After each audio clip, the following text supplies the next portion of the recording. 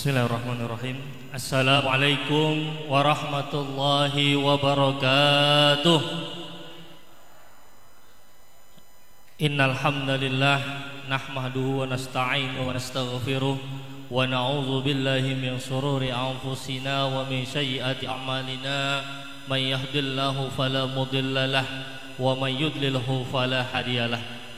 Asyhadu an la ilaha illallah wahdahu la syarika lah wa ashhadu anna Muhammadan abduhu wa rasuluhu la nabiyya ba'dah. Allahumma shalli ala sayidina Muhammad wa ala ali sayidina Muhammad amma ba'du. Al-mukarramun wal muhtaramun, para alimin ulama, para asatid wal asatijah, wabil khusus guru kita yang mulia, penceramah kita Buya Dr. Ar-Raji Hasim MA MHum yang sedang dalam perjalanan, mudah-mudahan berikan keselamatan sampai ke tempat kita semuanya, amin. Yang kami hormati segenap tokoh masyarakat Kecamatan Cipondoh, Kelurahan Cipondoh Makmur. Yang kami hormati Ketua Tanfiziah MWCNU Kecamatan Cipondoh beserta jajarannya.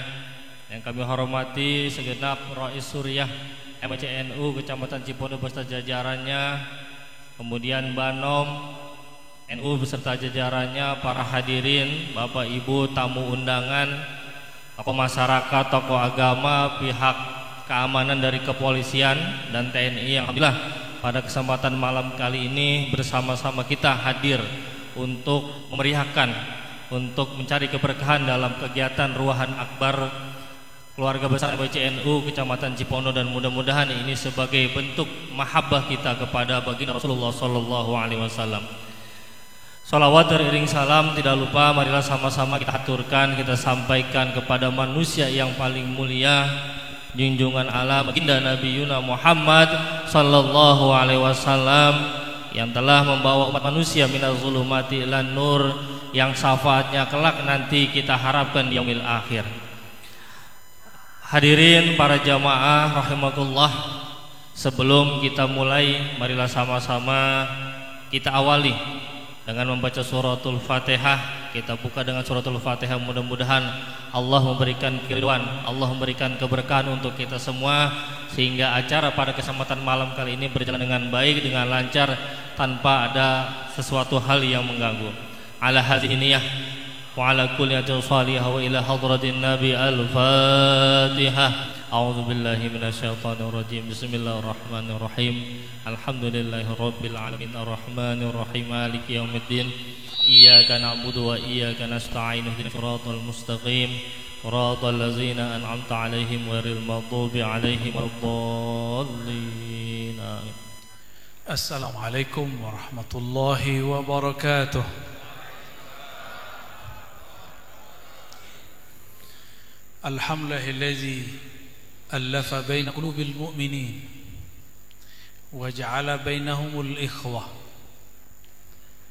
Asyhadu an la ilaha illallah wa asyhadu anna Muhammadan abduhu wa rasuluh. Allahumma salli wa sallim wa barik ala sayyidina Muhammad wa ala alihi wal mahdi khalifatihi wa sallim. Amma ba'du. Para alim ulama, umara, bapak-bapak, ibu-ibu semua yang tidak mungkin saya sebutkan ya. Alhamdulillah hadir juga yang mengamankan negeri ini ya.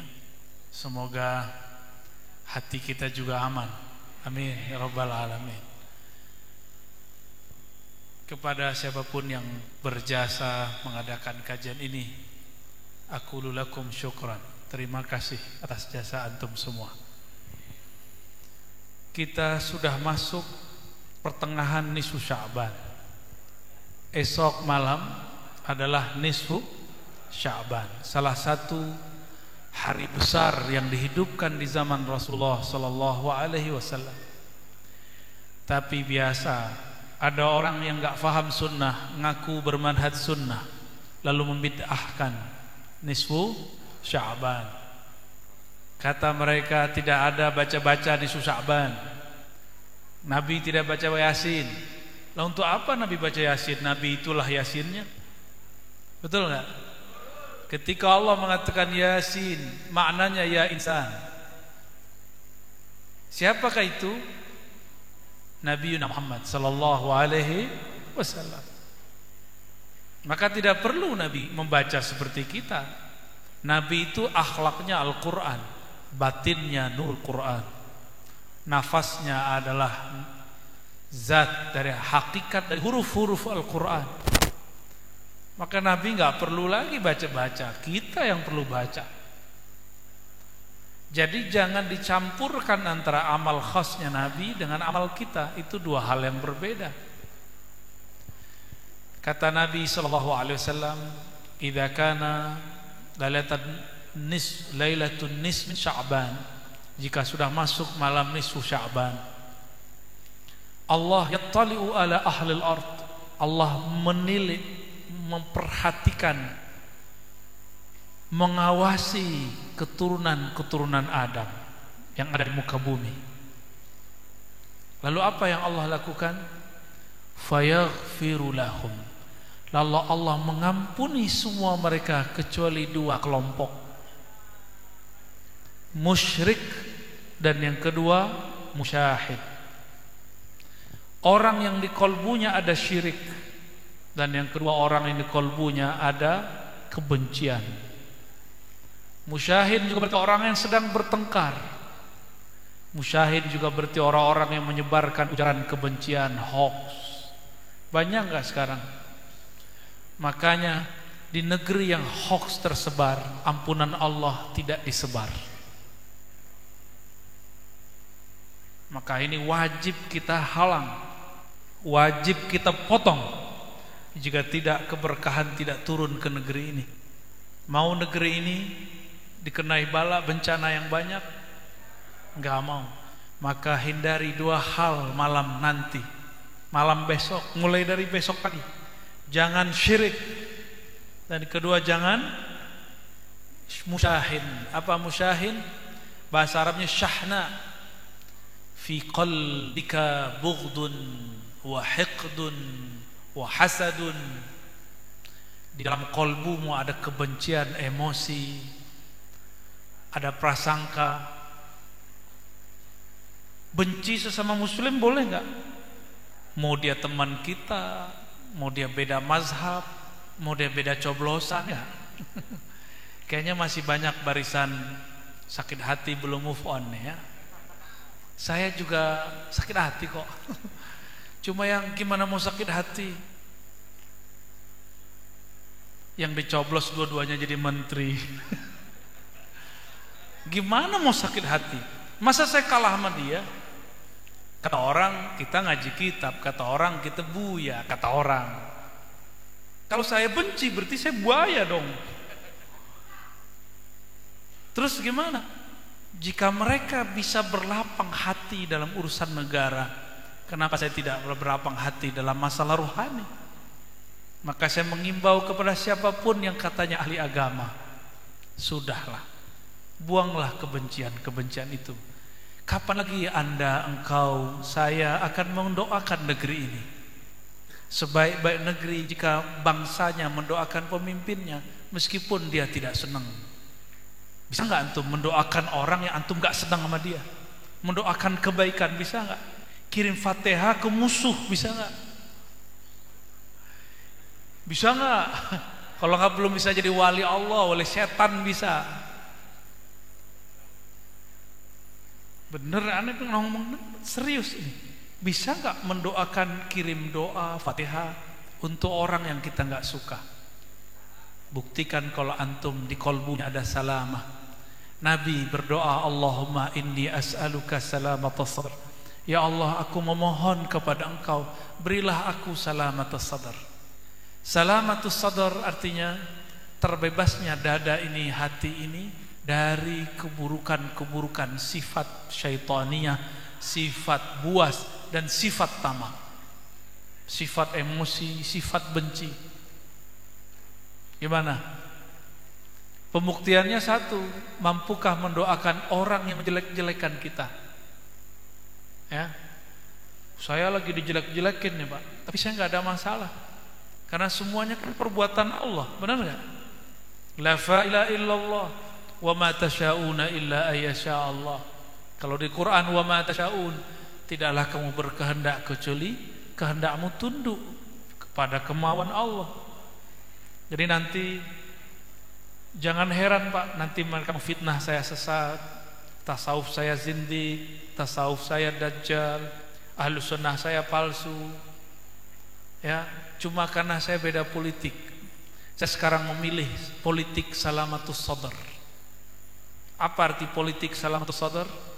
Politik tidak membenci orang yang saya tidak sukai. Gimana ceritanya tuh? Kita nggak suka tapi kita nggak benci. Caranya mendoakan kebaikan untuk mereka. Bisa nggak? Kayaknya wajah antum kayaknya terpaksa.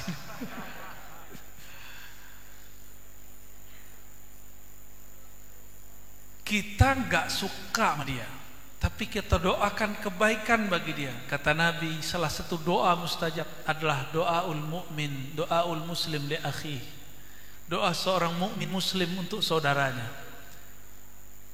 Cuma di hadis itu nggak disebutkan, walaupun beda paham. Kan ada yang celananya jingkrang tuh, antum nggak boleh benci, kesel sih boleh. Kesel dikit, tapi benci nggak boleh. Karena ada kebencian di kolbu, berarti kita sedang mengotori kolbu. Capek. Al-mubghidu mut'ibun. Orang yang suka membenci itu akan capek. Orang yang menyebar kebencian itu akan lelah setiap hari. Sedangkan orang yang dibenci dia bisa tidur dengan nyaman. Pahala-pahala orang yang suka membenci ini kan nih rajin tahajud nih, rajin puasa Senin Kemis, ya kan? Rajin baca Quran, itu ketransfer ketika semua. Maka ketika ada anak muda bilang saya ini wali YouTube, ya gak? Emang wali YouTube, kalau ente wali kutub, ya? Kutu kupret. Saya dituduh buat baiat online. Ya salam.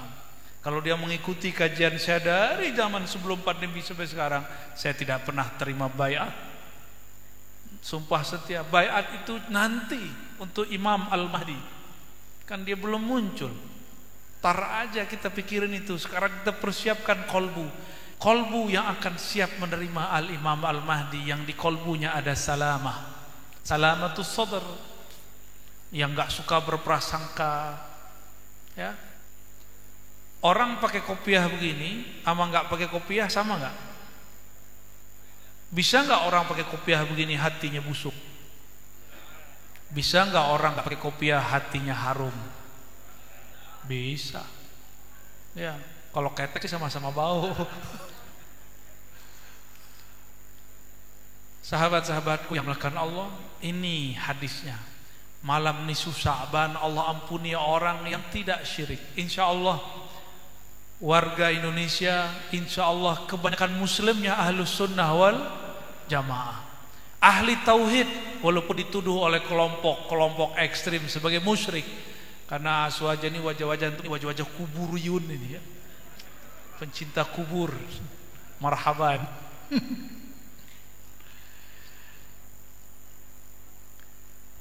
Kita itu ke kubur bukan nyembah kubur, benar gak? Ada gak antum yang tawasul minta ke kubur? Kalau ada sini, saya copotin kepalanya.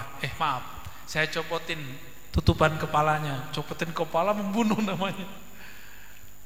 Gak ada ahlus sunnah mengajarkan meminta kepada orang dalam kubur, benar gak? Hatta kita tidak pernah meminta kepada Rasulullah, karena meminta hanya kepada Allah. Terus tawasul kita apa? Ternyata tawasul kita berbeda dengan tawasul kelompok ekstrim. Kelompok yang ekstrim itu kalau tawasul, dia memahami meminta ke makhluk. Kalau kita tidak, kita meminta hanya kepada Khalik. Contoh doa tawasul begini, diajarkan Rasulullah, ya Sayyidana Muhammad. Kalau di hadisnya cuma ya Muhammad, inni atawassalu bika ila rabbi. Aku bertawassul denganmu menghadap kepada Allah.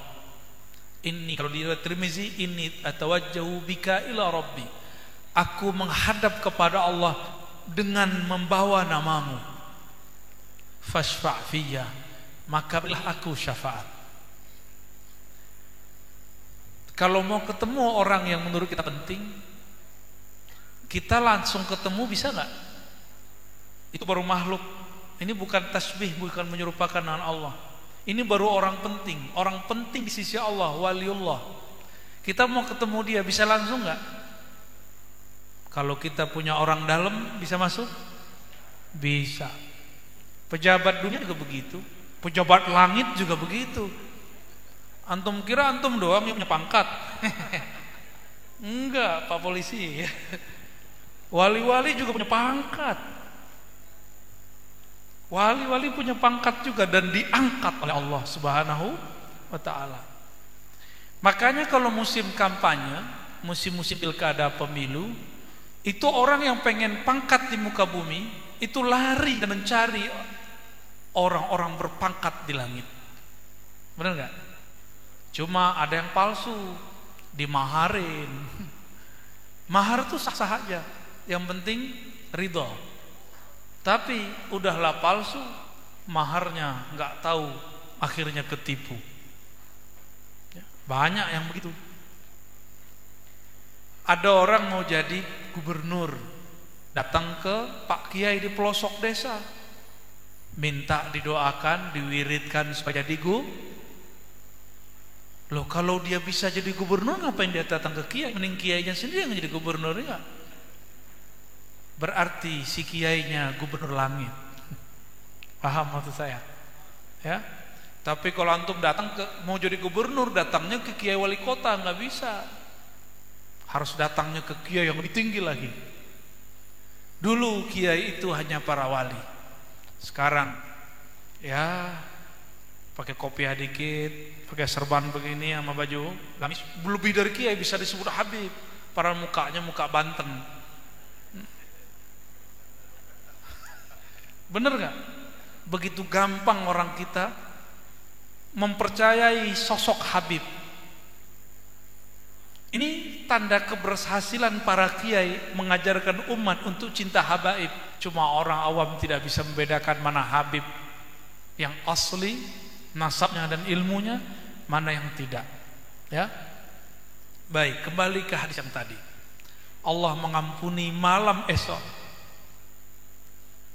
kecuali dua kelompok.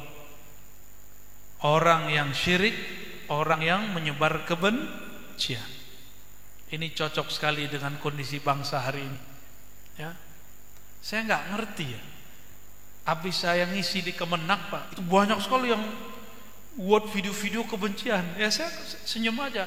Apa dia iri? Dikira saya dapat amplop gede kali ya? Dia nggak tahu kalau ke masjid-masjid lebih gede amplopnya daripada ke sono. Atau apa? Saya nggak ngerti maksudnya apa. Iri kenapa antum? Bukankah salah satu kalam Nabi, afdolul jihad itu ketika engkau mengatakan ittaqullah, bertakwalah kepada Allah, bimbinglah penguasa yang dianggap zalim. Benar nggak? Antum kan nganggap dia zalim. Yaudah, antum nggak ngomong datang ke dia kan? Aneh yang datang. Lah kita datang masih disalahin. Terus maunya apa? Jadi sekarang ini orang dengan jubah-jubah agama bisa memalsukan kebenaran yang dia sampaikan, kebencian-kebencian. Maka benarlah kata ulama dulu. Ini bukan hadis. Ittaqu zallatil alim. Hati-hati terhadap kegelinciran tergelincirnya orang alim. Ada lagi yang kedua, ittaqu. Hati-hatilah terhadap siapa? Hasidina minal ulama. Orang-orang yang hasid, hakid dari ulama. Karena jika ulama, kiai yang iri, dia bawa kitab, bawa ayat. Benar gak? Nanti antum siap-siap ya, 2 tahun 3 tahun ke depan akan terjadi perang-perang ayat, perang-perang kitab. Siap-siap aja. Ya, mungkin di antara kiai-kiai ini nanti ada yang jadi korban atau ada yang cari masalah sih, nggak ada ntar. Ya. Namun dakwah ahlus sunnah kita tidak akan berhenti. Dakwah Thariqah Ghazaliyah kita tidak akan berhenti. Dakwah tasawuf Imam Abdul Hasan Syazili yang sangat bijak tidak akan kita hentikan. Dakwah fikih Imam Syafi'i tidak akan kita hentikan. Dakwah imam kita Ahlus Sunnah dalam semua keilmuan tetap akan kita kembangkan. Walaupun orang-orang membenci, kita berbuat bukan untuk menyenangkan pembenci, kita berbuat untuk Allah ridha kepada kita. Maka tolong kepada orang yang berdakwah ingin mendapatkan like dan subscribe. Sampai sekarang aneh nggak bisa baca itu, karena sampai sekarang nggak punya channel resmi. Yang ada cuma channel kajian majelis. Sampai sekarang antum cari nggak ada saya punya channel Ar-Razi YouTube, nggak ada. Itu bukan saya itu. Ya, kalau ada ya, itu mungkin orang muhibbin biarin. Gak tahu ke depan kalau kita mau buat. Tapi sejauh ini belum. Apakah cuma karena ingin didengar orang, di like orang, lalu kita harus membenci orang? Apakah untuk mendapatkan like kita harus unlike? Apakah untuk supaya bisa ditonton, dapat cuan dari YouTube, lalu kemudian kita harus menebarkan kebencian? Untuk apa? Walal akhiratu khairul laka minal ula. Ini urusan di dunia ini enggak akan berhenti di dunia. Ini akan berlanjut sampai akhirat nanti. Antum salah di sini, berlanjut ke pengadilan akhirat. Jadi jangan sembarangan buat konten. Itu dipertanggungjawabkan sampai ke sana.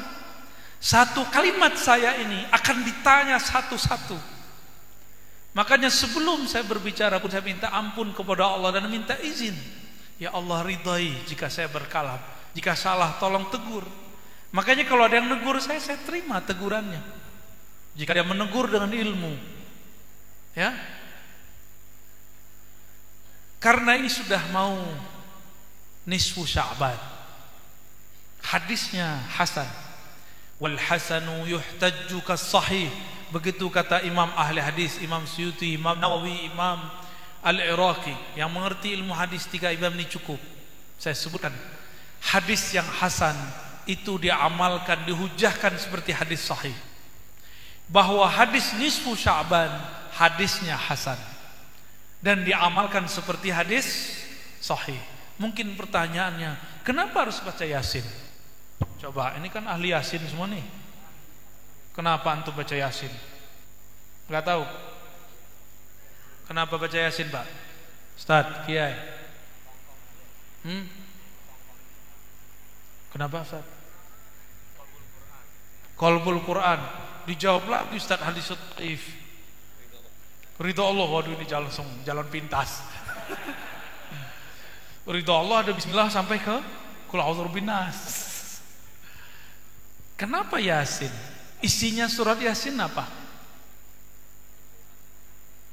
Ya, kontennya apa? Konten Quran itu 3 aja. Tauhid, hukum, akhlak. Ini yang mana? Yasinnya dominannya yang mana?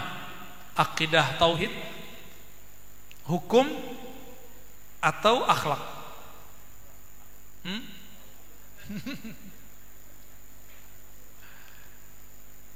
Coba penutup Yasin berapa ayat tuh? Innama amruhu, 2 ayat terakhir ya. Innama amruhu idza arada syai'an ayyakula lahu kun fayakun. Ini namanya ilmu tauhid. Namanya apa? Ilmu tauhid mengenal sifat Allah. Apa yang dikenal sifat kudrat iradat? Innama amruhu, hanyalah iradahnya. Allah kalau mau gampang.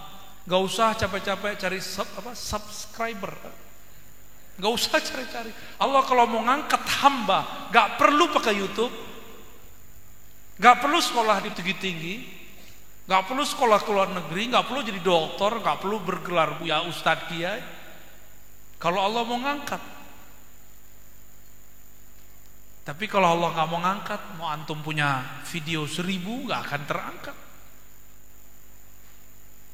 Makanya innama amruhu idza arada syai'an ayaqula lahu kun fayakun. Jika dia berkehendak, dia cukup mengatakan kun, hendaklah engkau menjadi ada. fayakun, maka dia akan menjadi ada. Kun, jangan-jangan kata dukun, karena dulu dukun-dukun sering baca kun fayakun. Dulu dukun itu kan gak semuanya jelek, Pak. Dulu dukun itu ada dukun beranak, padahal gak pernah melahirkan. Ada dukun lagi, dukun urut, ya kan? Dukun apa lagi? Patah tulang, patah hati ada nggak? Dukun patah hati, pelet tuh, kayaknya antum punya tuh ya. Sini aja butin sini. Kalah duit, itu dukun apa tuh? Aneh baru dengar tuh, PA juga tuh.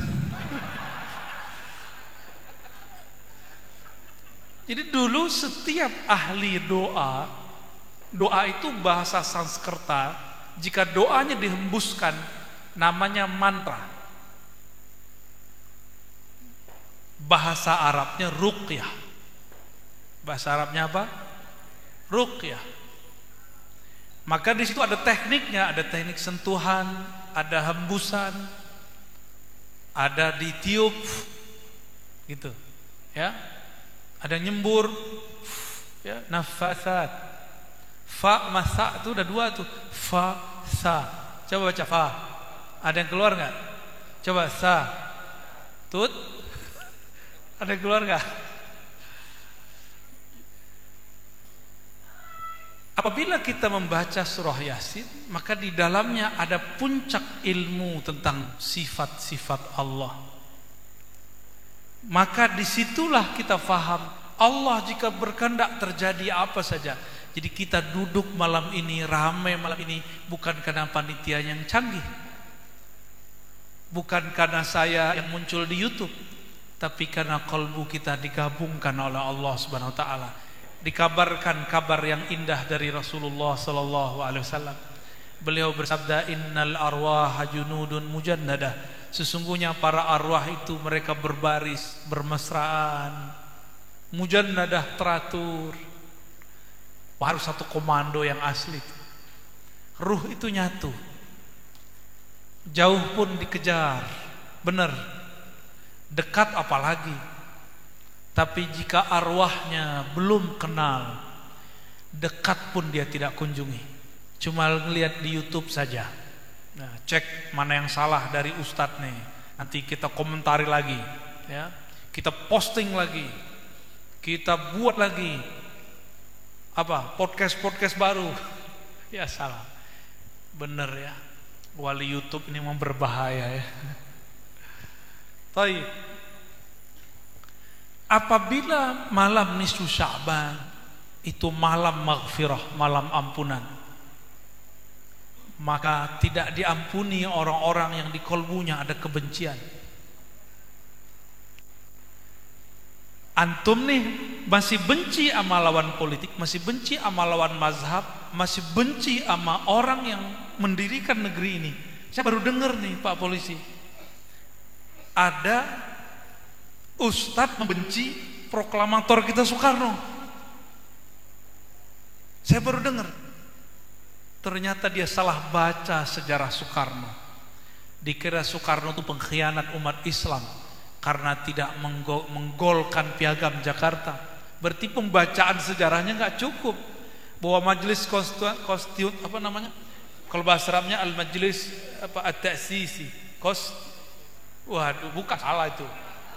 Anda ngetes antum doang, ternyata salahnya sama mana. Itu benar. Itu dibubarkan tahun 59. Seingat saya bulan April ya. Di saat itu Soekarno kata melihat sudah berapa tahun ini umat Islam nasionalis, dan di situ waktu itu ada komunis. Mereka alot tidak menemukan kata sepakat. Akhirnya Soekarno, sudahlah, karena dia mengerti metodologi hukum, dia gabung semuanya. Tapi sebelum dia menggabungkan, dia mengatakan Pancasila nomor pertama sampai terakhir mengikuti makna spirit Piagam Jakarta, barulah umat Islam yang ada di majelis itu tenang. Jadi Soekarno pro Islam atau bukan? Pro Islam. Dulu saya anti Soekarno, Pak. Sampai saya S2, dan di saat saya S2 saya dapat tugas dari senior saya untuk menerjemah beberapa buku ke bahasa Arab. Salah satu buku yang saya terjemah bukunya Piagam Jakarta, ditulis oleh seorang dokter, anak pejuang, saya lupa namanya karena sudah lama, tahun 2011. Di situ saya faham dan bertobat kepada Allah karena sudah suudzon kepada Soekarno. Ini dia katanya cinta NKRI. Bullshit gak tuh?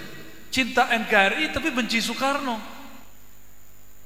Dan yang paling aneh, yang paling sering dituduh sekarang berselingkuh dengan komunis itu ulama-ulama ahlus sunnah.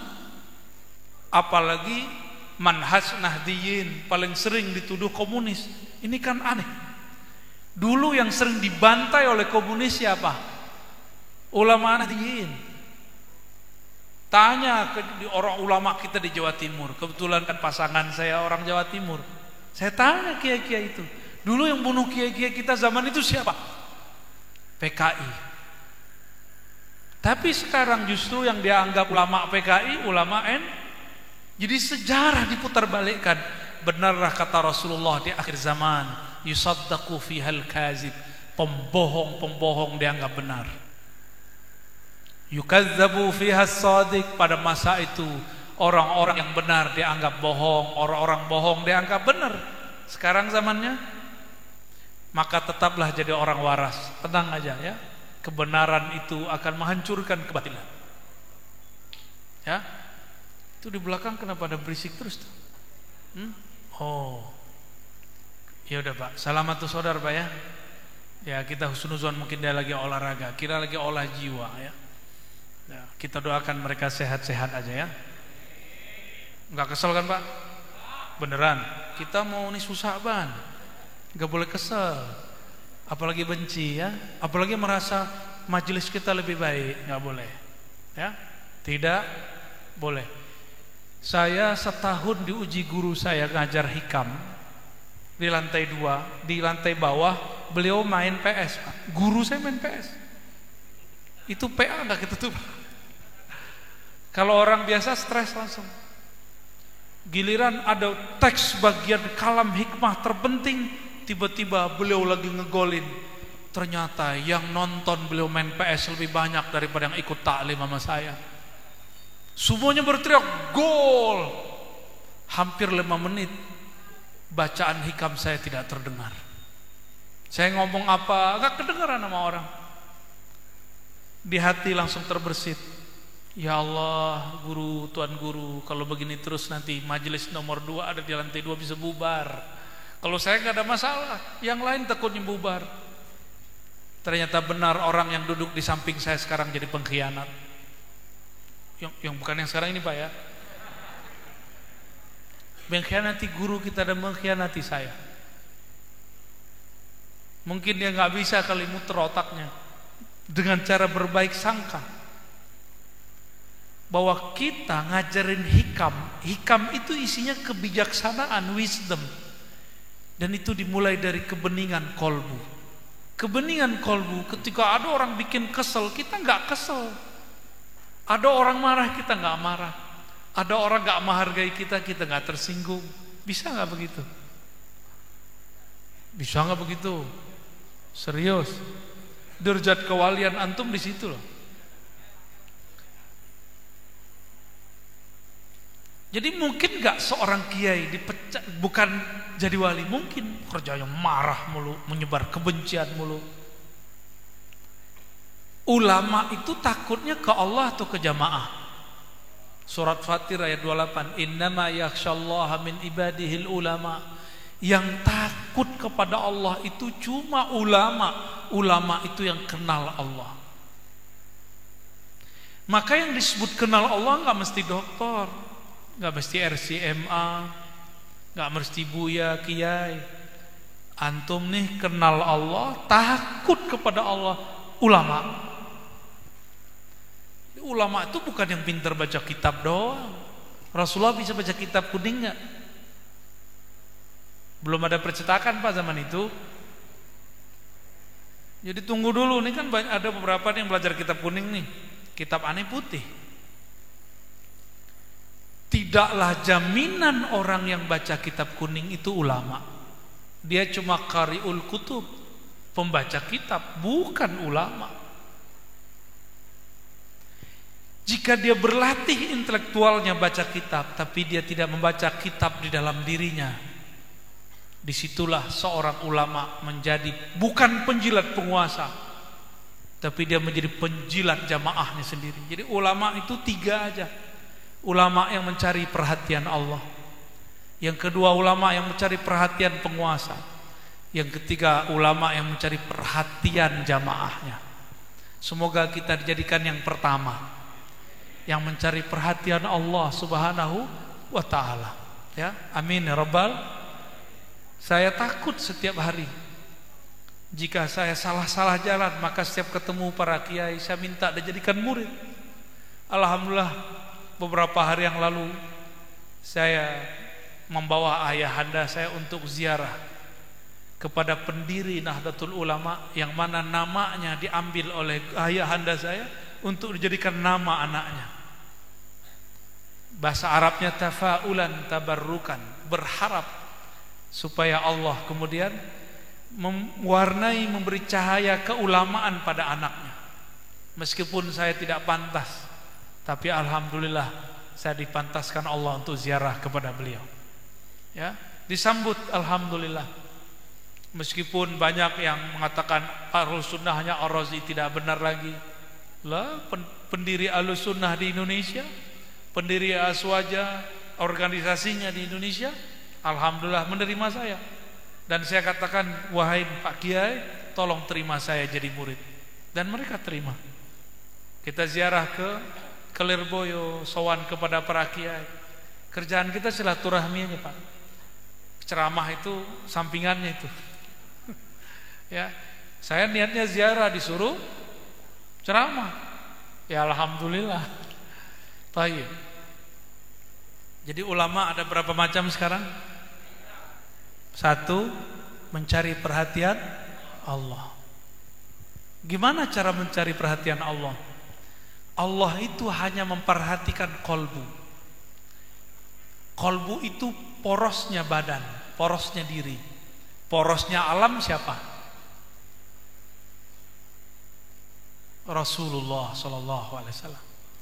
Maka carilah perhatian Allah dengan mengikuti Rasulullah, itu 1. Perbanyak selawat kepada Rasulullah, itu 2. Ajarkan cinta kasih yang Rasulullah ajarkan kepada umat di masanya, itu yang 3. Inilah yang diijazahkan guru-guru kita setiap kali kita belajar hadis.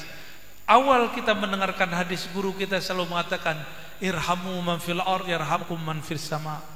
Sayangi makhluk di bumi, yang di langit sayang engkau. Bukan menebar kebencian, bukan mengikuti kata orang, tabayun. Katanya baca surat Al-Quran, katanya berijazah Quran. Di surat Al-Hujurat ada, wahai orang beriman, in ja'akum fasikum binaba'in fatabayyanu.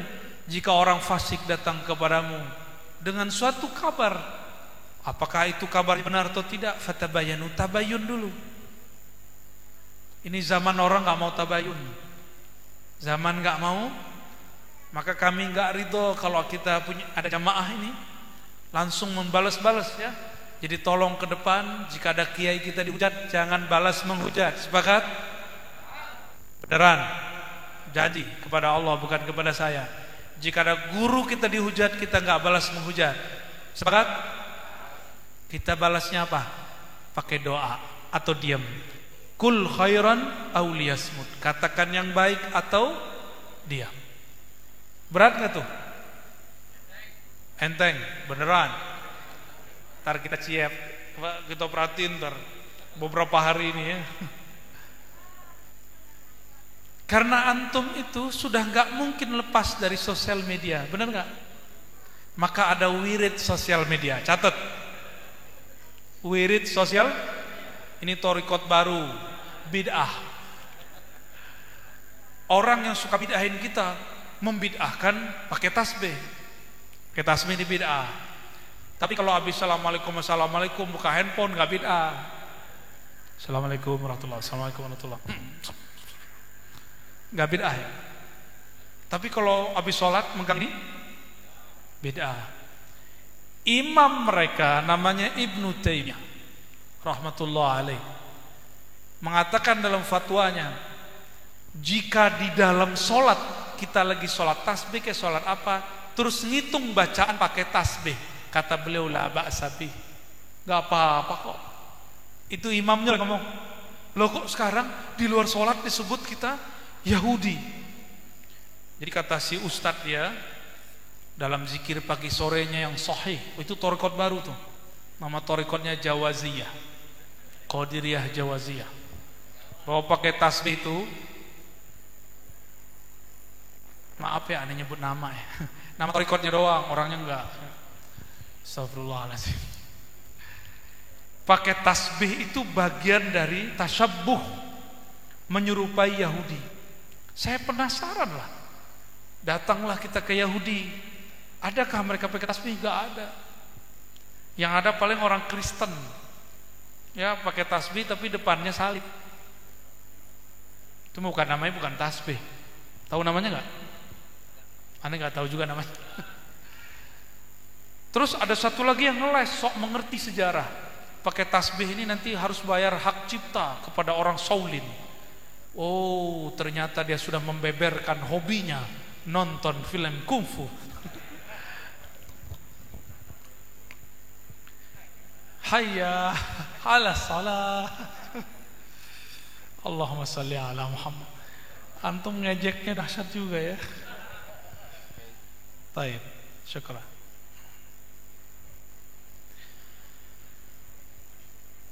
Maka teman-teman, sahabat-sahabat yang hadir, harapan saya ke depan itu amal kita nggak usah banyak-banyak yang zahir, banyakin yang batinnya dulu. Beresin dulu kolbu ini, baru banyakin tahajud. Sekarang cukup witir aja dulu. Maksudnya ya apa? Kalau antum belum benerin kolbunya, benerin dari sikap sombong. Terus antum tahajud, di kolbu masih ada sifat sombong, nanti nambah tahajud, nambah sombong. Jadi wiridnya apa sekarang? Kalau masuk ke sosmed, pertama hindari kesombongan, ya, hindari kesombongan. Yang kedua, jangan menulis kecuali yang baik. Jangan menulis. Jadi ternyata jari-jari ini bisa berbicara, seperti lagunya Chrisye. Kata kawan, nyanyian itu haram. Ini wajah penikmat keharaman ini ya. Antum kesini tadi dengerin musik kan? Tuh, wajah-wajah keharaman ini. Sahabat-sahabat, teman-teman jamaah yang dimuliakan Allah, apa yang terjadi di bulan nisfu Sya'ban? Pada malam nisfu Sya'ban, Allah menurunkan takdir Lauh Mahfuz ke langit bumi. Antum jomblo kan? Ya, kayaknya tahun depan masih jomblo. Tertulis SK-nya dari langit dunia, dari Lauh Mahfuz turun ke langit dunia. Tertulis di situ siapa yang akan menikah, siapa yang akan jomblo, siapa yang akan hamil, siapa yang akan melahirkan, siapa yang lahir, siapa yang dilahirkan, dan siapa yang akan mati. Jadi malaikat-malaikat rahmat, malaikat Israel, Israfil, semuanya sudah pegang SK. Maka hati-hati, mulai malam nanti itu malaikat mau melototin kita terus ya. Target gua nih. Maka beliau kirimlah tentara-tentaranya. Kirim dulu penyakit, kirim dulu uban. Tuh, stres kan yang punya uban ntar. Antum punya uban. Yang bilang hayya ya.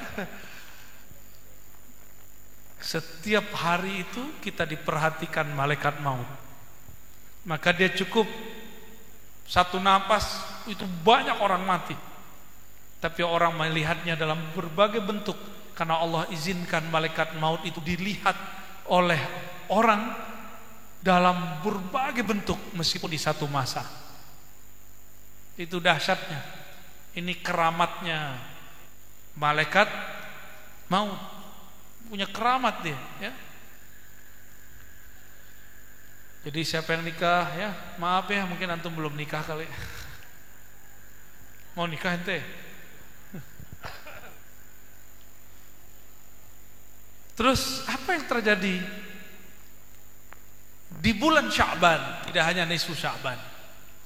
Inilah sejarah yang sangat luar biasa. Pernah mampir ke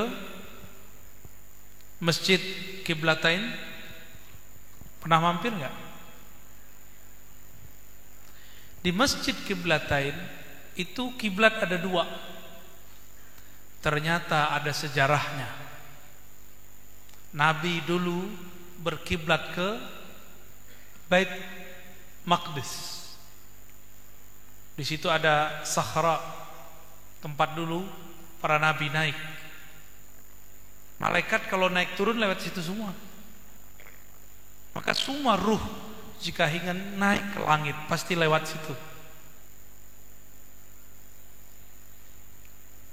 Namun Nabi mendengar desas-desus para ahli kitab. Apa kata ahli kitab? Muhammad itu jiplak agama kita. Tuh lihat, dia kalau sholat mengarah ke masjid kita. Akhirnya Nabi SAW sebelum sholat wajahnya bolak-balik. Pertama ngeliat ke Mekah, baru melihat ke arah Bait Maqdis. Allah kemudian mengatakan, qad nara taqalluba wajhika fis sama.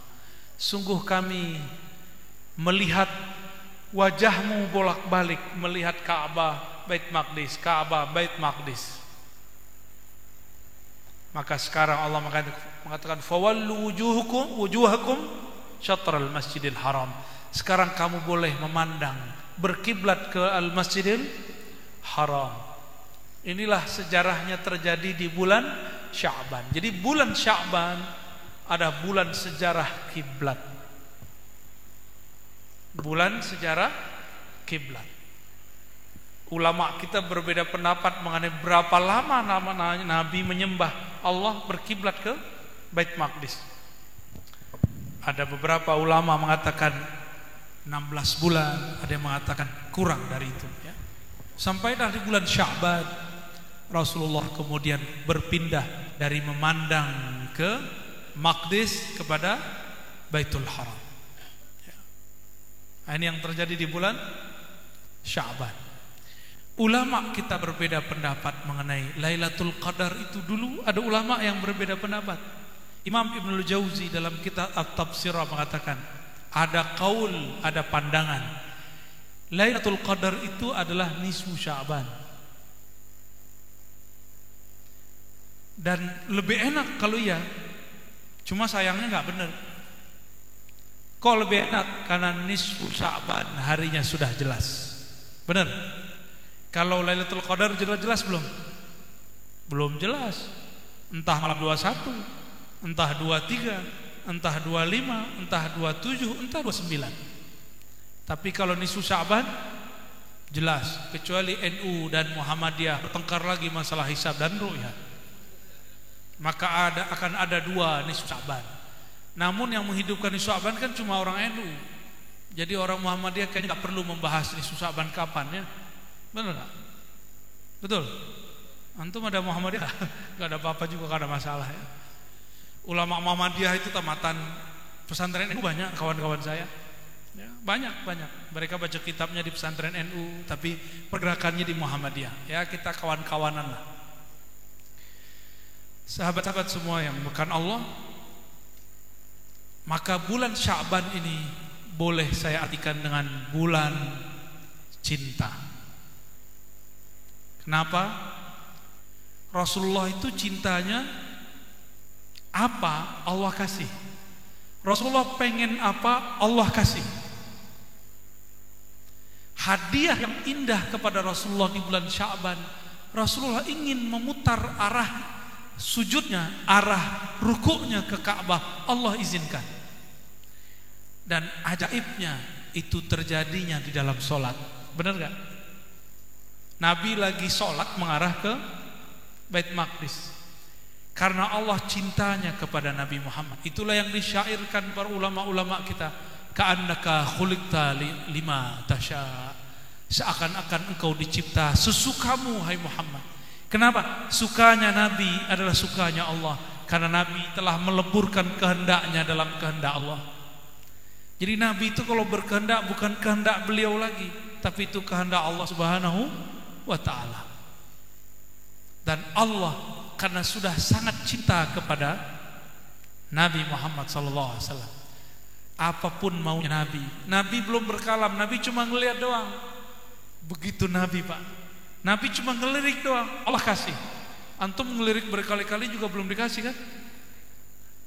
Udah ngelirik mobil apa? Tuh, Pak Jero kan, Pak Jero, Bu Jero. Udah ngelirik BMW berkali-kali ya. Aneh juga ngelirik berkali-kali belum dapat. Karena kita bukan Nabi. Nabi itu kekasihnya Allah. Pernah punya kekasih? Ente belum punya kan? Oh sudah, maaf ya. Anis Uzon. Mantan ya. Kalau kita punya kekasih, misalnya nih Pak polisi ini lagi ke minimarket atau supermarket, terus ngeliat istri kita ngelirik aja baju bagus. Kalau yang peka cinta, mau nggak deh gitu. Tapi kalau ngeliat cowok bagus, dek, sini matanya. Bener ya?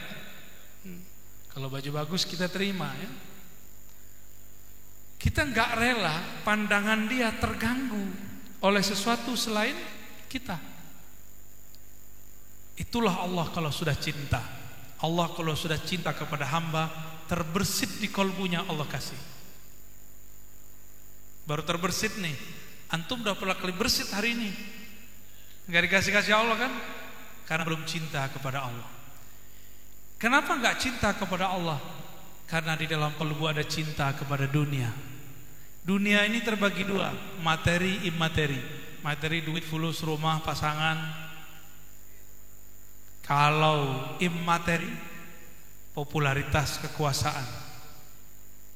Pengen dihargai, pengen terkenal, pengen berkuasa, itu dunia.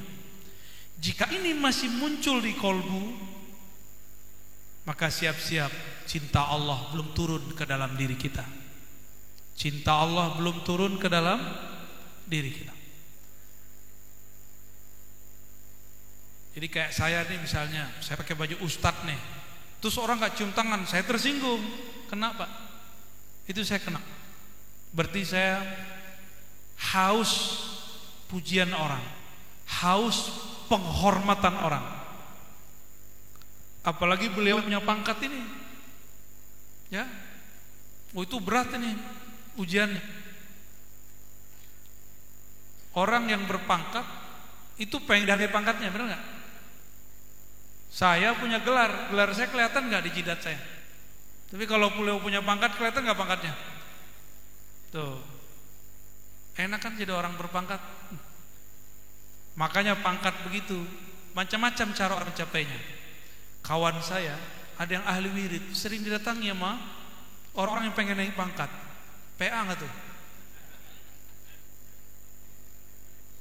Dia aja nggak bisa nyelesain masalahnya sendiri, terus wiridin orang lain. Saya yakin kalau Pak polisi ini aman ya, insya Allah aman ya.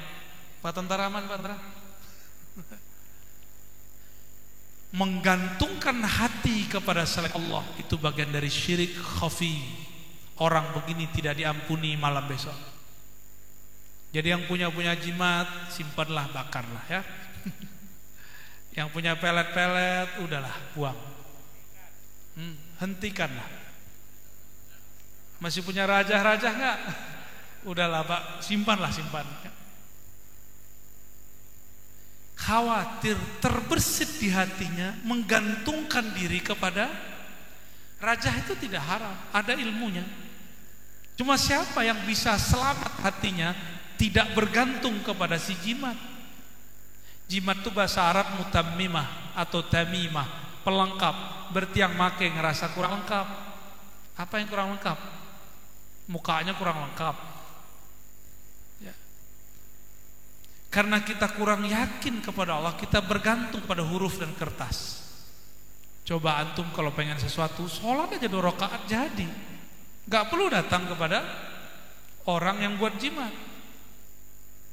Ini bukan lagi saya nutupin lapak orang bikin jimat kan. Bukan, gak ada maksud. Kita sama-sama lah perbaiki umat, cerdaskan umat ya. Kapan lagi kita mencerdaskan umat?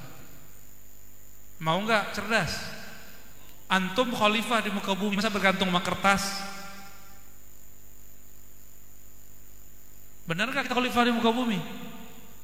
Ya, masa kita bergantung kepada tulisan-tulisan yang gak jelas? Antum sini gak paham.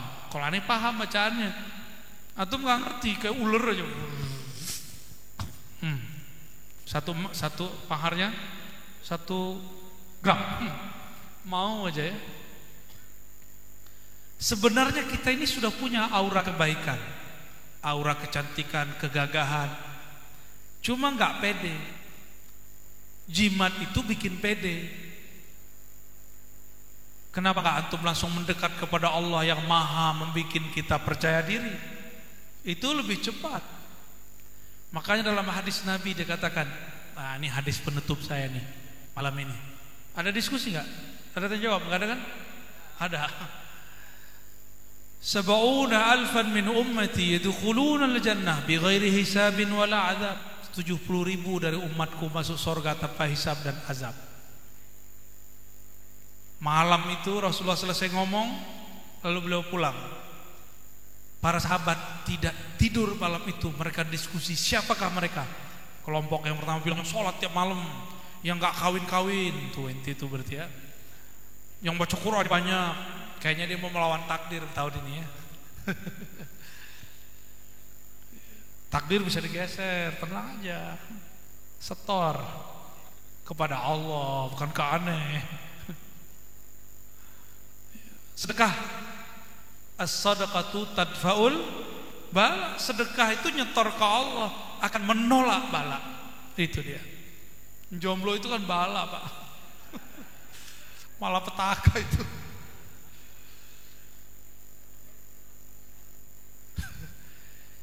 Malam itu tidak ada sahabat satupun yang tidur. Mereka tak sempat pulang, diskusi semua. Pagi-pagi Rasulullah lihat mata mereka udah bengkak-bengkak. Kalian ngapain malam tadi? Kata mereka, kami diskusi wahai Rasulullah, siapakah yang akan masuk surga tanpa hisab dan azab. Lalu Nabi bilang, ribet amat kira-kira gitu ya. Mereka adalah qaumun la yastarqun, tidak minta ruqyah. Yang mana? Ruqyah syirik. Jika ruqyahnya berisi nama-nama Allah, meminta kepada Allah, maka itu boleh.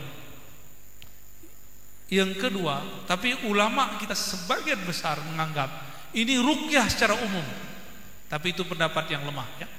Yang kedua, wala yaktawun, tidak melakukan pengobatan bakar ekstrim. Dan yang ketiga, wa ala rabbihim yatawakkalun, kepada Allah mereka berserah diri. Ciri-ciri orang berserah diri, awal dia berusaha, dia kemudian mengadu kepada Allah. Sholat 2 rakaat. Saya mau tanya, Tuhan dukun sama Tuhan antum sama gak? Tuhan kiai sama Tuhan kita sama gak? Terus kenapa kemudian kita gak bisa datang, dia bisa datang? Kenapa kalau dia doa bisa, kita gak bisa? Mungkin kita kurang yakin. Benar, kurang yakin. Kalau kurang yakin, kuatkan ilmu yakin. Belajarlah ilmu ma'rifatullah. Maka pesan saya kepada teman-teman saya sesama dai, udahlah cukuplah tengkar masalah khilafiyah. Sesekali aja lah ya. Perbanyak ilmu ma'rifatullah di akhir zaman. Karena itu yang bisa mengobati kolbu. Kalau antum masih debat aja masalah usoli, masalah yasinan, penyakit hati yang muncul. Penyakit hati yang muncul. Kalau kebencian kemudian dipoles dengan ayat, orang akan membunuh dengan ayat. Sayyidina Ali yang membunuhnya orang yang hafal Quran. Mereka disebut kelompok Khawarij. Itu kelompok Khawarij anak kemarin sore coba ngajarin Sayyidina Ali. Maka jangan heran nanti akan muncul orang-orang baru hijrah coba menceramahi dan nyalahin kiai dan ustad. Coba bantah-bantah santri. Udah mulai muncul sekarang? Udah mulai muncul. Ini zamannya sudah. Maka jalan keluarnya bukan belajar fikih khilafiyah doang. Itu cuma untuk menenangkan kita kalau berdebat. Jalan keluarnya cuma satu. Innama yakhsyallaha min ibadihil ulama. Yang takut kepada Allah itu cuma ulama. Dan ulama yang inilah yang disebut wali. Jadi wali Allah itu ulama, ulama akhirat. Ulama akhirat tuh gak ada urusannya dia dekat dengan masyarakat atau dekat dengan penguasa atau mengikuti satu partai politik atau ikut pergerakan tertentu, tidak ada. Ulama akhirat itu yang ruhnya kenal Allah, qalbunya sibuk memandang Allah. Itu yang disebut ulama akhirat, bukan orang yang ikut satu pergerakan ini, pergerakan itu, pro pemerintah, anti pemerintah, nggak ada urusan. Mau dia anti pemerintah, mau dia pro pemerintah, jika ruhnya tidak kenal Allah, maka dia ulama dunia, bukan ulama akhirat. Maka jangan tertipu dengan label-label ini. Lagi kampanye Pak. Allahumma salli ala Sayyidina Muhammad. Ini bulan Sya'ban. Sebentar lagi kita Ramadan, berarti cuma 16 hari lagi, ya? Atau bisa ya di 15 hari. Masuklah bulan Ramadan dengan kesiapan salamatus sodar, dengan bab cinta. Antum bayangin mau masuk Ramadan itu beban gak? Mau puasa beban gak? Serius. Ntar malam-malam kakinya gemeteran 23 rakaat. Ini lucu. Suatu masjid ulamanya ada, ingin memutuskan sholat mau 11 rakaat atau 23 rakaat. Saya nggak tahu masjid dekat sini begini nggak. Sejak kapan pengurus masjid boleh memutuskan? Ini melanggar otoritas dalam beragama. Akhirnya pengurus masjid memakai bab musyawarah jamaah. Tuh, 11 rakaat apa 23? Pasti jamaah jawab yang paling cepat selesai. Ya, jawabannya apa? Beneran. Tuh kan? NU padahal. Ya, Aswaja padahal. Itu nafsu yang ngomong, ya. Kalau nanyanya ke ulama gimana? Ada nggak sholat tarawih dalam sejarah Islam 11 rakaat, ada nggak? Nggak ada, satupun dalil nggak ada. Yang ada qiyamul lail Nabi bulan Ramadan dan di luar Ramadan sama 11 rakaat. Itu hadis ada Bukhari, Muslim, Abu Daud, Tirmizi, lengkap semuanya. Sunan Nasai, Sunan Ibnu Majah, riwayat Malik, riwayat Darimi, Ahmad, wal Baihaqi, Tabarani, Abu Nuaim, banyak sekali. Semuanya mengatakan bahwa Nabi SAW yusalli 11 raka'atan fi Ramadan wa fi ghairi. Di bulan Ramadan 11, di bulan selain Ramadan 11. Ada enggak tarawih di luar Ramadan? Enggak ada. Terus kalau pakai dalil ini mengatakan inilah dalil bahwa sholat tarawih 11 rakaat, itu kacau enggak? Ya. Itu manhaj yang batil. Ya, manhajnya batil. Mulai dari zaman Sayyidina Umar sampai sekarang Mekah Madinah sholatnya 23 rakaat. Kecuali di zaman Imam Malik sempat lebih sampai 30-an rakaat di Madinah. Gak pernah kurang. Lucunya ada jamaah baru tobat pergi umroh bulan Ramadan. Pergi umroh, tapi pulang-pulang nyalahin kita. Kata dia, di Mekah tuh gak ada kunut, Tat. Bukan Ustadz, Tat. Sama murtad kan sama aja mirip. Saya jawab balik, kamu baru pulang umroh bukan? Iya. Bulan apa? Ramadan. Oke. Di Mekah itu tarawihnya berapa rakaat? Bingung dia. Matanya muter-muter. 23 sama witirnya. Terus kenapa ente 11? Terus kenapa mempermasalahkan kunut subuh? Ya. Oh, ini beda lah. Giliran subuh dalilnya Mekah.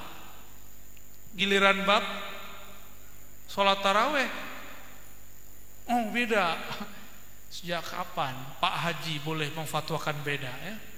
Pak Haji aja yang berfatwa ya, kecuali antum ngaji di sono ya, ngaji 20 tahun di sono ya, pulang-pulang jadi mufti tapi meninggal duluan di perjalanan,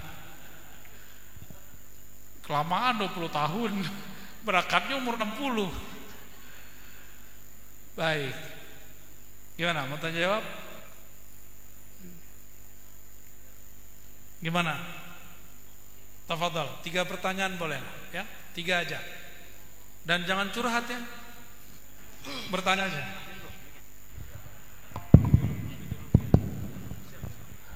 Baik, kita buka sesi dialog. Sesi pertama kami buka cermin untuk 3 penanya. Silakan acukan tangan. Oke, Mas yang pertama yang belakang 1. Mana? Bapak yang peci putih kedua. 1 lagi dari sebelah kiri. Ya, oke. Tolong mic-nya. Sebutkan nama dan asalnya.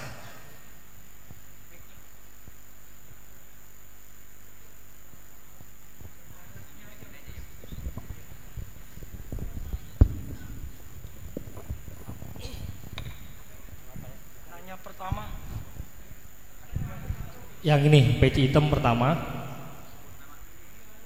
Kalau nggak maju ke depan, Mas.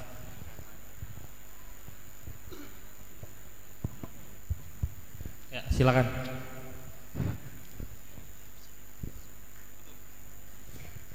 Assalamualaikum warahmatullahi wabarakatuh. Buya Arozi yang kami takdimi, nama saya Fakihuddin, asal dari Pemalang. Alhamdulillah saya santri Lirboyo. Semoga para sesepuh mengakui saya sebagai santri beliau, dan semoga Buya juga berkenan kalau saya bisa menimba ilmu dengan beliau. Buya, alhamdulillah saya selepas keluar dari pesantren bisa dikaruniai lebih belajar ngaji gitu guys. Kemarin saya dapat PDF kitab Madhafi Sya'ban. Dari situ saya ingin mendapat kejelasan bahwa di antara kejadian yang ada di bulan Sya'ban adalah turfa'ul a'mal gitu ya. Lah apa padahal Nabi Muhammad puasa Senin Kamis itu kan pingin beliau ketika dilaporkan amalnya dalam keadaan puasa gitu. Lah kalau pas Sya'ban itu juga di situ selain tahwilul kiblat turunnya ayat yang memerintahkan sholawat, yang ketiga adalah turfa'ul amal. Apakah yang ketika Sya'ban itu laporan amal secara setahun penuh, apa kalau Senin juga laporan amal, kalau Kamis laporan amal? Juga yang saya pertanyakan ada hadis yata'aqabuna fikum malaikatul lail wa malaikatun nahar wa yatami'una fi sholatil fajri wa sholatil asri summa ya'rujul ladina batu fikum fayas'aluhum rabbuhum wa huwa a'lamu bihim kaifa taraktum ibadi fayakuluna taraknahum wa hum yusallun wa tainahum wa hum yusallun. Itu di situ ada keterangan bahwa malaikat kalau pagi dan malam itu istilahnya gandisip gitu ya. Yeah. Lah itu mohon maaf, yang gandisip itu apakah malaikat Raqib Atid atau malaikat siapa gitu? Baik. Itu security langit ya. Ya. Demikian Bu ya. Baik. Kalau beliau ini kan security negara ini. Ngeri juga kalau kita macam-macam. Baik, bagus. Ini enaknya kalau yang nanya ini pernah nyantri dan selama-lamanya masih merasa santri. Kan ada yang sudah merasa mantan santri. Nah, ini belum merasa mantan, dia alhamdulillah ya. Saya juga minta ijazah kepada guru atum ya, Kiai Kafah Mahrus. Beliau menerima saya jadi santrinya. Jadi kita sepengajian ya. Alhamdulillah. Kitab Mazhab fi Sya'ban ditulis oleh guru beliau Said Muhammad Alawi Al-Maliki Al-Makki. Beliau sering ke Indonesia. Saya dengar salah satu istrinya juga ada orang keturunan Madura.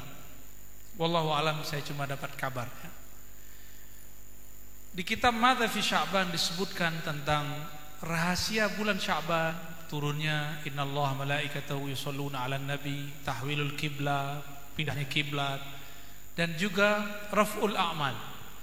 Jadi ternyata sistem laporan kerja itu bukanlah sistem manusia biasa, tapi itu sudah ada di sistem langit. Maka di langit itu ada laporan ujung hari, ujung malam, ada laporan 2 kali sepekan, Senin dan Kamis. Nabi ditanya, kenapa beliau suka puasa Kamis? Beliau mengatakan, inni uhibbu, aku sangat suka ketika amalku diangkat wa ana asum, aku sedang berpuasa. Kalau hari Senin beliau berpuasa karena syukur hari wiladahnya. Lalu bagaimana dengan raful amal pada malam nisfu Sya'ban? Diangkatnya amal pada malam nisfu Sya'ban. Jawabannya, ini adalah pelaporan tahunan. Ya, disebut dengan laporan tahunan, raful a'mal sanawi. Diangkatnya per tahun. Kalau kita ini punya perusahaan, punya institusi, kita biasanya buat laporan tahunan. Itu dia. Ya. Dan dianjurkan puasa meskipun hadis dhaif. Karena besok ditambah hari Kamis, benar enggak? Maka di situ tergabung 2. Diangkatnya mingguan plus diangkatnya tahunan, itu gabungan. Maka boleh disebut besok itu nisfu Sya'ban kubro. Boleh, ini istilah saya aja, istilah bid'ah ya. Karena tergabung di situ malam Jumat, hari Kamisnya itu ujungnya diangkat amal mingguan, usbu'i, dan juga diangkat sanawi per tahun. Gitu. Maka saya sebut nisfu Sya'ban kubro. Ya. Jadi tolong jangan ditinggalkan amalan malam besok. Zahirnya boleh baca Yasin, Surah Kahfi, baca Quran semua lebih baik. Dan tidak menyimpan sedikit pun kebencian dalam kalbu. Jadi amalnya 2. Amal zahir dengan membaca dan sholat, amal batin dengan membersihkan kalbu dari kemusyrikan dan kebencian. Ya, begitu. Siapa namanya tadi? Faqihuddin, ya, Al-Pemalangi. Semoga hidupnya tidak malam. Amin. Yap, lanjut. Silakan Bapak yang Pak berdiri Pak biar kelihatan Pak.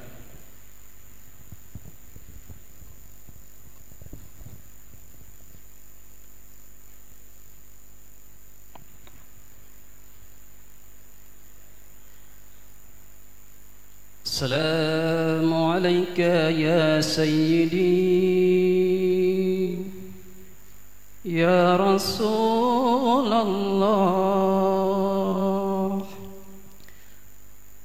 Assalamualaikum Tuan Guru. Waalaikumsalam. Tuan Buya Dr. Rajis.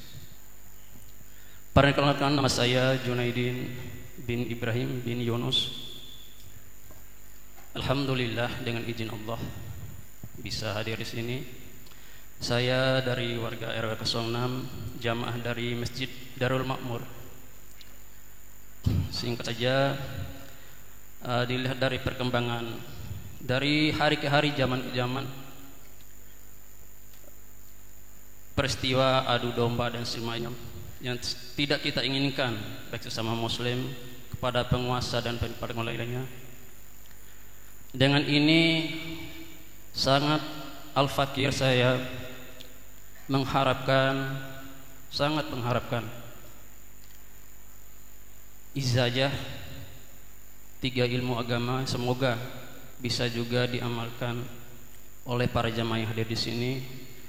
Saya sering mengikuti alhamdulillah streaming dari Tuan Guru Buya.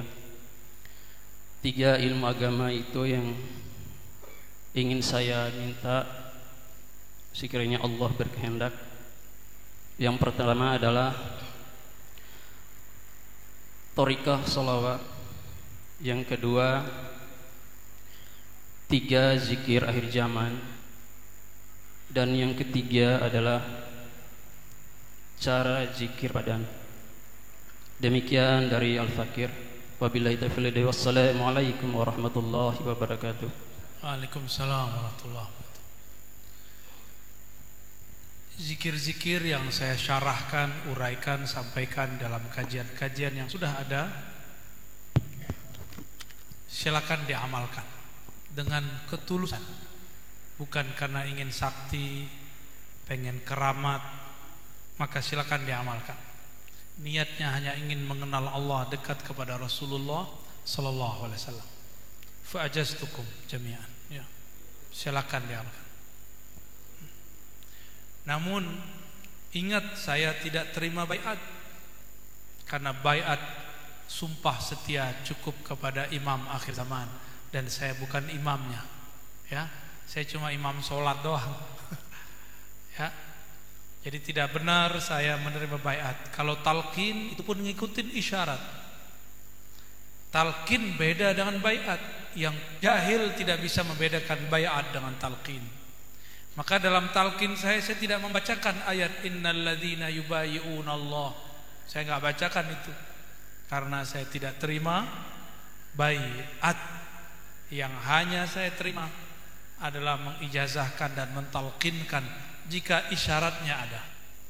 Ya. Kapan isyarat itu ada?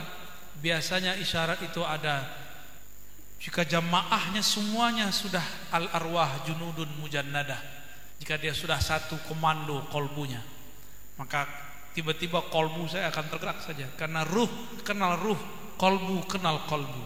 Ada satu saja yang coba-coba iseng mendengerin, itu enggak akan bisa terjadi sampai dia menanggalkan syak dan ragunya atau ingin coba-cobanya. Gitu. Mungkin tahun-tahun ini kita belum, mungkin tahun ini atau ba'da Id nanti saya belum buka talqin secara terbuka kecuali secara ahwali. Secara ahwalnya emang terbuka hati saya.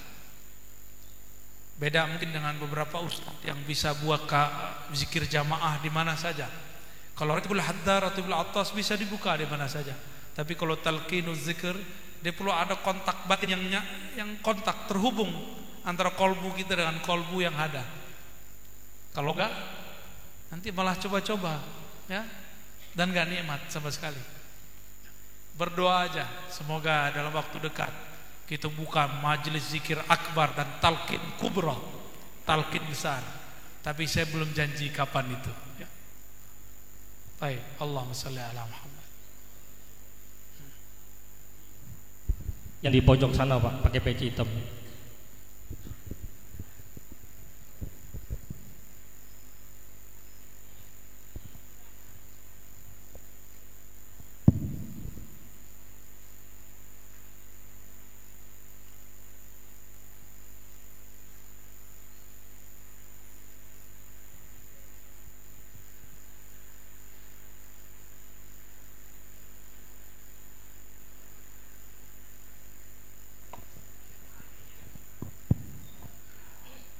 Assalamualaikum warahmatullahi wabarakatuh.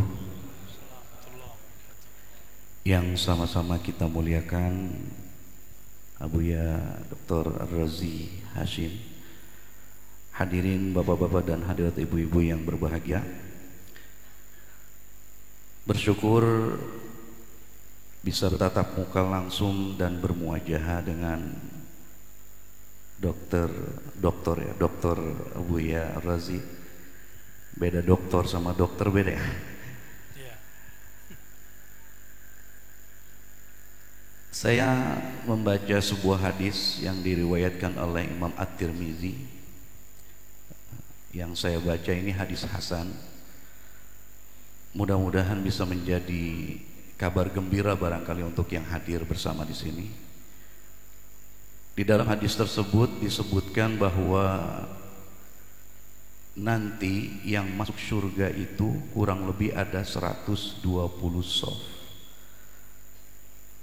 80 shafnya adalah umat Nabi Muhammad sallallahu alaihi wasallam.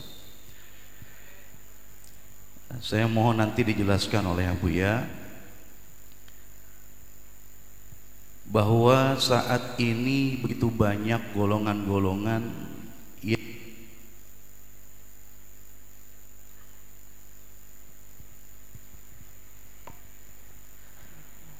tapi kalau kita lihat dari jumlah yang begitu banyak, rasa-rasanya kalau di Indonesia ini ya khusus Linahdlatul Ulama. Mudah-mudahan 80 sok golongan kita. Ya, demikian mohon dijelaskan lebih rinci. Rahmatullah wabarakatuh. Assalamualaikum. Bahkan lebih dari itu litaksir, hanya menunjukkan banyak, hanya menunjukkan, dalam bahasa Arab disebut litaksir. Taksir kasrah, banyak. Katsara yukatsiru taksiran. Jadi umat Nabi Muhammad nanti bersaf-saf, dan saf terdepan itu adalah umatnya Nabi Muhammad SAW yang masuk surga. Dari awal Nabi Muhammad sampai kiamat nanti. Ya dikit jatuhnya itu. Cuma kemudian diperbanyak dengan syafaat. Syafaat Nabi itu ada banyak macam. Kita bagi dua aja, syafaat uzma dan ghair uzma. Syafaat agung dan yang bukan agung. Syafaat agung ini khusus untuk para wali-wali Allah. Jadi kalau wali Allah dapat syafaat agung, tidak hanya nanti di akhirat, tapi semenjak di dunia dan ketika dia sakratul maut, ketika dia alam barzakh. Pernah enggak pergi ke suatu wilayah, turun pesawat tapi enggak diperiksa? Enggak pernah. Ya, selalu. Itu saya kalau lagi diundang, kalau yang punya kota ngundang, maka dia langsung sambut. Itu enggak ada yang berani meriksa. Di situ saya punya analog. Kalau saya datang ke suatu kota, pentinggi kota itu sama kita, yang lain tunduk semua, enggak ada yang berani nanyain, mana suratmu? Ada yang berani, Pak? Dulu zaman-zaman antigen, ini kan sekarang udah dihapus nih. Antigen PCR itu enggak diperiksa. Padahal emang enggak ada juga. Emang enggak ada. Dia bilang udah berangkat aja, berangkat. Cuma sekali dua kali ya yang enggak ada. Selebihnya ada terus di Peduli Lindungi ya. Kok bisa? Karena dia memandang yang di samping saya. Itu yang disebut syafaat. Kalau antum nanti transit di padang mahsyar, di sampingnya Rasulullah, berani enggak malaikat nanya? Bisa dipecat dia dari malaikat. Ya. Masuk alam barzakh, mau diperiksa sama malaikat Munkar Nakir. Munkar Nakir kan jenderal nih, bintang 1 lah Pak ya. Ini jenderal mau nanyain kita, samping kita ada Nabi Muhammad yang ngasih bintang dia. Gimana? Sanggup nggak dia nanya? Langsung dia siap, lanjutkan. Kalau perlu diangkatin kopernya ya. Begitu nanti. Jadi orang-orang yang mendapatkan syafaat ini lebih cepat daripada yang masuk surga tanpa hisab dan azab. Apa bab mereka? Dalam hadis Abu Daud dan Ahmad dikatakan, ketika nanti di padang mahsyar tiba-tiba ada yang secepat kilat terbang di atas semua manusia. Yaghbituhumul anbiya wasyuhada. Para nabi dan para syuhada iri yang positif terhadapnya. Lalu dikatakan, siapakah mereka ya Allah? Lalu Allah menjawab, al-mutahabbuna biruhillah. Mereka lah yang saling mencintai dalam ruhullah. Jadi cinta itu ada tingkatnya. Ada cinta nafsiyah, kedirian. Ini ibu-ibu ini cinta pasangan masih karena nafsiyah. Bapak-bapak ini cinta istri masih karena nafsiyah. Ego diri itu nggak akan berlanjut sampai di sana. Mungkin di sorga nyarinya lama kalau masuk sorga. Kalau enggak, nanti di padang mahsyar suami sama istri nggak mau ketemu. Kata yang suami, saya dulu zolim kepada istri. Kata si istri, saya dulu khianat kepada suami. Pergi semua. Yauma yafirul mar'u min akhihi. Pada saat itu seseorang lari dari saudaranya, dari pasangannya, dari ayah bundanya, dari kawannya, dari atasannya, bawahannya. Atasan pernah menzalimi bawahan, bawahan pernah mengkhianati atasan.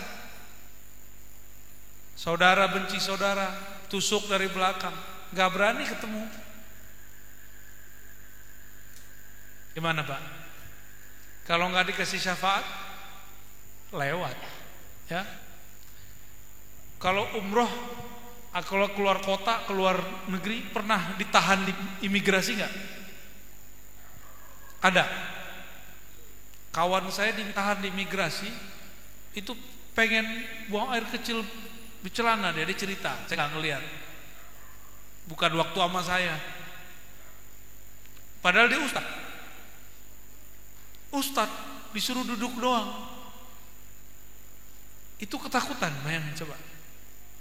Gimana antum masuk ke alam transit di alam barzakh? Dipelototin, memulkan mungkar nakir, berani gak tuh? Maka kita butuh syafaat. Itu sebabnya sholat kita kayaknya gak ada sholat antum yang bisa dibuat bikin syafaat. Coba sholatnya yang tadi benar-benar khusyuk, coba angkat tangan. Ada gak? Ada gak? Gak ada ya? Pak tentara khusyuk gak tuh Pak? Khusyuk apa kusut? Di mana kiai? Berhenti aja di kiai kalau gak khusyuk. Gimana mau bimbing umat sholat pun gak khusyuk? Bimbing dulu diri kita kepada Allah, baru bimbing orang lain. Gak kenal jalan ke Bandung, ngajak orang ke Bandung, sesat gak? Gak kenal jalan ke Allah, ngajak orang ke Allah, sesat gak? Muter-muter. Jalan ke Allah tuh gampang, bukan keluar ke dalam. Karena Allah mengatakan, wa nahnu aqrabu ilaihi min hablil warid. Wa idza sa'alaka ibadi anni fa inni qarib. Jika hambaku bertanya kepada engkau tentang aku, katakan aku sangat dekat. Jalan menuju Allah itu dekat sekali. Makanya di akhir itu nanti ada yang dapat syafaat langsung dari Allah, ada yang syafaat langsung dari Rasulullah. Dua golongan ini yang akan selamat. Itu yang diperbanyak oleh Allah. Syukurnya masing-masing mereka dapat kuota. Bisa bantu 70 ke atas, 70 ke bawah. Kira-kira begitu kalau ditaksirkan, diperbanyak. Maka baik-baik sama waliullah, ya, baik-baik sama ulama yang tulus kepada Allah. Kalau nggak sepaham, nggak usah menyerang, berhusnuzon saja. Ulama kan bukan nabi, pasti ada salahnya. Kalau dia wali, antum singgung dia. Jika dia tersinggung, yang tersinggung bukan wali, yang tersinggung yang mencintai wali itu siapa? Allah. Man adali waliyan faqad azantuhu bil harb. Siapa yang menyakiti waliku, aku nyatakan perang kepadanya. Jadi orang yang memerangi wali siap-siap hidupnya gelisah aja bawaannya, walaupun dia ustadz. Dia ustadz wali syaiton, kan wali dua Pak. Jadi pilihannya di akhir zaman ini wali dua aja, wali syaiton, wali rahman. Wali syaitan, wali Allahur Rahman. Wali syaitan kerjaannya menyebar kebencian, wali rahman menyebar rahman, menyebar rahmat Allah. Maka kalau ingin kenal wali, satu saja, yang rahman menyebar rahmat Allah, yang syaitan menyebar kebencian. Sudah ketemu belum? Sudah ketemu belum? Sudah kebayang? Jadi wali syaitan, wali rahman itu bukan masalah pro partai mana, anti penguasa atau pro penguasa. Saya yakin orang yang pro penguasa ada yang wali, orang yang anti penguasa ada yang wali. Saya yakin ada wali di kelompok ini. Tapi wali kalau anti penguasa, dia tetap mendoakan penguasa. Gitu bedanya. Tapi yang belum jadi wali, apa-apa udah main laknat aja. Dan saya bukan orang politik, saya nggak tertarik dengan dunia politik. Tapi jika ada kesempatan saya menyampaikan pesan-pesan Allah dan Rasulnya, saya akan sampaikan kepada mereka. Tidak hanya kepada penguasa, termasuk kepada sesama pendakwah dan ulama. Insya Allah. Udahlah ya, udah malam. Jam berapa jam? Udah 11. Oke. Ada titipan pertanyaan Buya. Titipan dari mana? Ada yang masuk nih. Oke. Ada ungkapan lidah lebih tajam dari pedang. Begitu juga fitnah lebih kejam dari membunuh. Yang ditanyakan, apakah dosa memfitnah lebih besar dari membunuh? Yang kedua, apakah menuduh itu masuk kategori fitnah? Itu Buya pertanyaannya. Ya. Fitnah dalam bahasa Arab berbeda dengan fitnah bahasa Cipondoh. Pakai P ya, fitnah. Fitnah dalam bahasa Arab berarti kekacauan.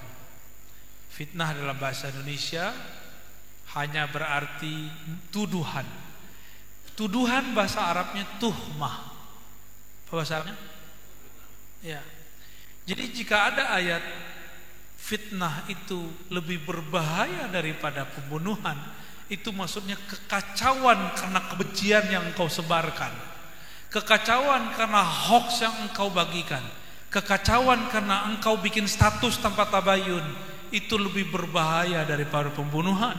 Kalau membunuh satu orang, dua orang, jika kekacauan banyak orang yang masih hidup pun masih kena nodanya.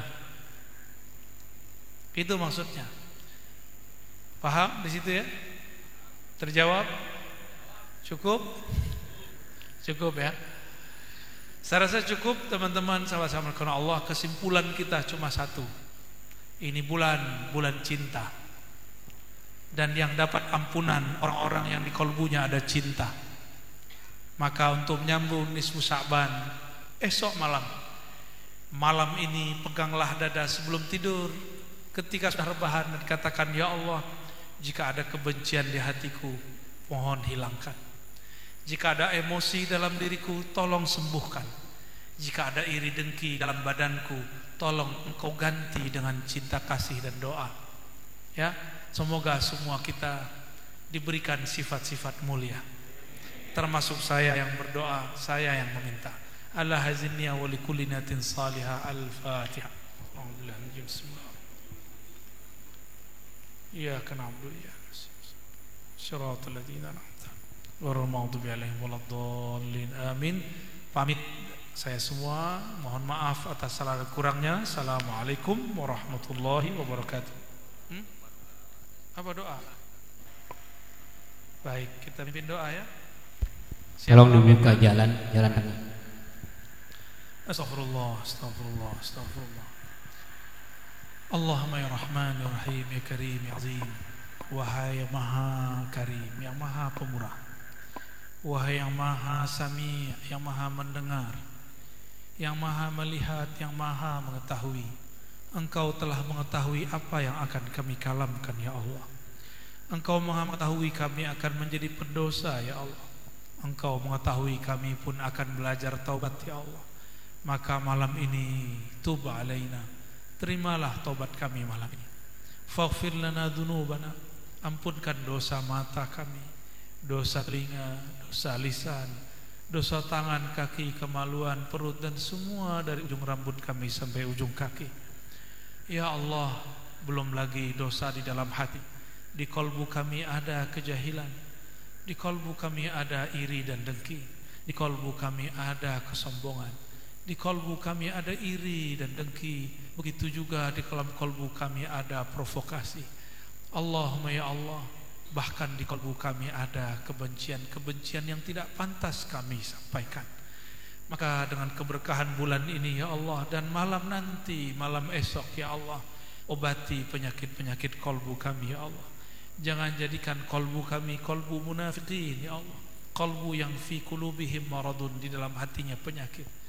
Ya Allah, kami ini masih emosi, kami ini masih pemarah, kami ini masih mudah tersinggung. Fa'afriq alaina sabra, berikan sifat sabar kepada kami ya Allah. Innaka sammaita nafsaka birrahmani warrahimi, ya Allah, Engkau menamakan diri Engkau dengan Rahman dan Rahim. Rahmanmu meliputi bahkan hambamu yang durhaka kepadamu, Rahimmu Engkau khususkan kepada kekasih dan wali-walimu. Maka izinkan kami ya Allah mendapatkan nur Rahmanmu dan nur Rahimmu, mulai mendoakan orang yang membenci kami, mulai membuang semua kebencian kepada orang yang tidak suka kepada kami. Allahumma ya muqallibal qulub, ya Allah yang membolak-balik hati, hati kami senantiasa berubah-ubah ya Allah.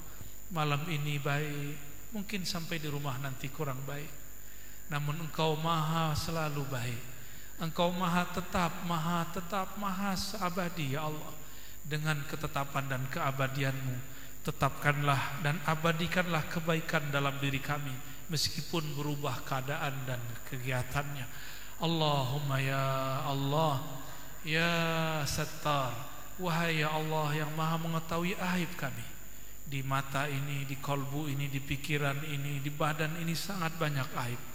Jika Engkau beberkan, itulah kami sangat malu. Mafastur auratina ya Rabb, maka ampuni dan tutupilah semua aib kami di hadapan-Mu ya Allah, sehingga juga tidak dilihat oleh makhluk-Mu ya Allah. Rabbana atina fid dunya hasanah wa fil akhirati hasanah wa qina adzabannar waghfirna wa li jamil muslimin walhamdulillahi rabbil alamin. Subhanakallahumma wa bihamdika asyhadu an la ilaha illa anta astaghfiruka wa atubu ilaik. Wa sallallahu ala sayyidina Muhammad. Assalamualaikum warahmatullahi wabarakatuh. Mohon izin tidak salam-salaman ya, sedapatnya aja ya. Assalamualaikum. Waalaikumsalam warahmatullahi wabarakatuh. Alhamdulillah, tadi telah disampaikan begitu luar biasa pemaparan materi dari guru kita Dr. Ar-Raji Hasim. Mudah-mudahan menjadi ilmu yang bermanfaat, ilmu yang bisa kita amalkan dalam kehidupan sehari. Dan dengan diaminkan doa tadi, maka berakhir pula acara kita pada malam ini. Dan marilah sama-sama kita akhiri dengan mengucap lafaz hamdalah. Alhamdulillahirabbil alamin.